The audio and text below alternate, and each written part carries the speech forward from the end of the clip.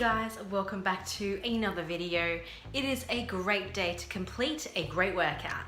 So today's workout is basically based around body weighted exercises, and I've broken this workout up into 3 different parts.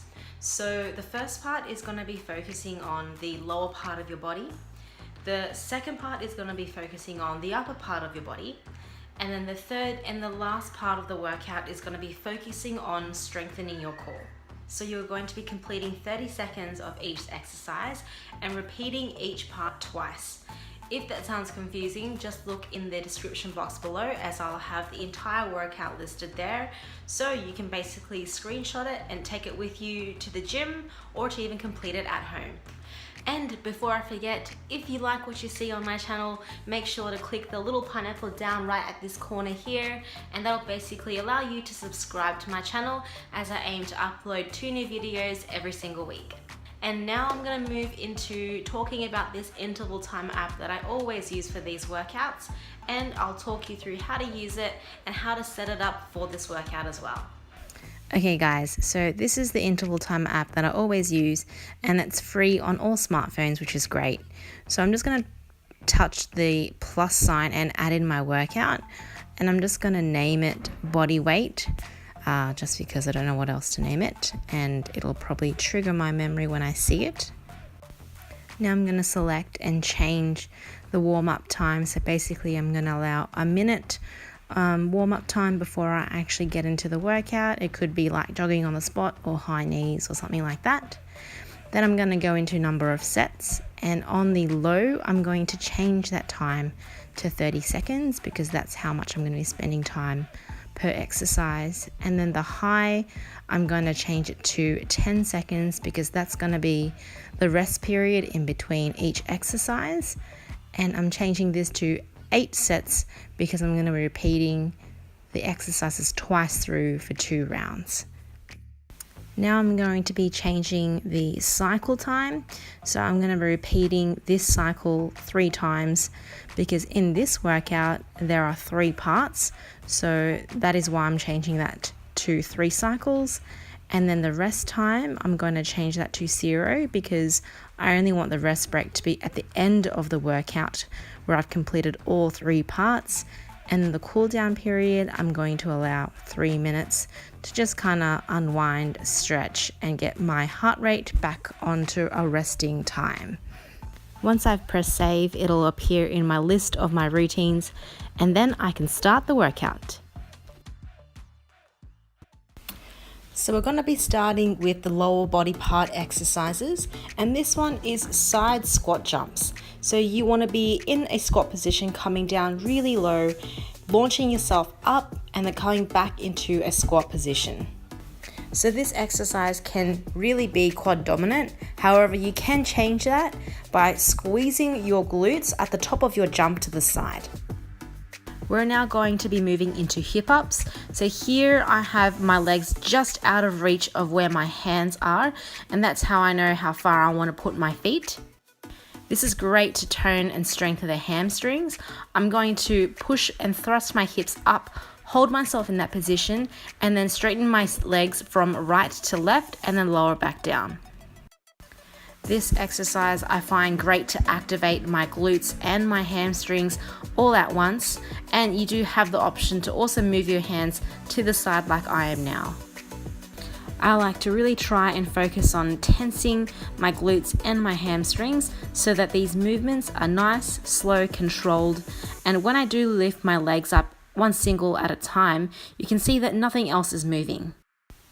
So the third exercise are these back step lunges with a pulse. I really like to try and keep my torso upright when I'm backward stepping into a lunge.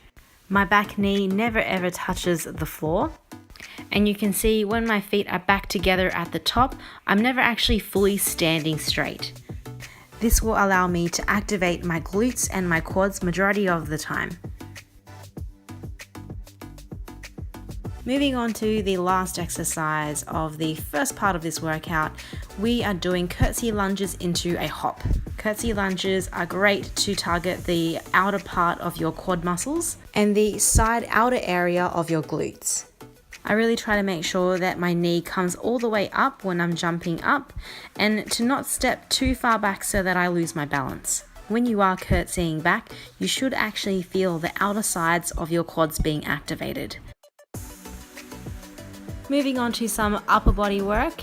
Here we're going to be starting off with some push-up negatives. So you're pretty much fighting gravity here. You're going to be lowering yourself down for 6 seconds. My elbows are actually pointing back and against my sides. And when you are doing this, you're going to be refeeling a lot of pressure and a lot of activation from your triceps and your upper back. What I really love about these negatives is that it's working the triceps, the pecs, the lats, and the traps. So it's pretty much an all-round great exercise to integrate on a daily basis. I'm now going to be moving on to these ankle reaches. So here I'm going opposite hand to opposite ankle.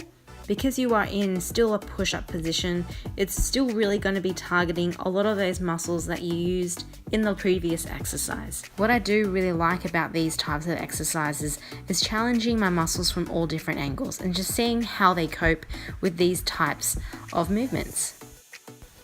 So the third exercise are called up downs. Here I'm going to be lowering myself down onto my forearms, just like in a plank position, and then lifting myself up again. What I also really like to do is basically changing my rotation. So I'll go from left to right and then right to left. And you know what? I do believe that this is a lot of upper body work in this part of the workout.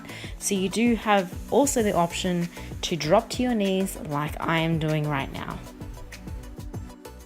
I still suggest though to start on your feet first, and then when you are feeling really tired and fatigued, to then drop to your knees.